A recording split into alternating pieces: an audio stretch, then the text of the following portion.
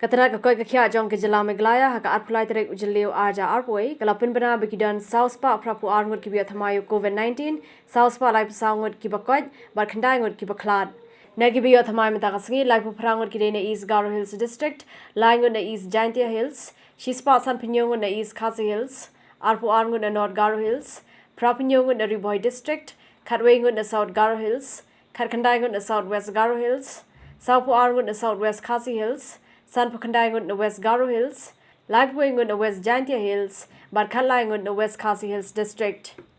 Nagi bakoi mentagasngi prangut kidene East Garo Hills District, San ngut na East Jylla Hills, Shispa Pakandai ngut na East RiKhasi Hills, Khatwei ngut na North Garo Hills, Arpu prangut na Riboy District, San ngut na South Garo Hills, Live San ngut na South West Garo Hills, Khandai pu ar ngut na West Garo Hills, Saupu Sau ngut na West Jylla Hills, Banyo ngut na West RiKhasi Hills District.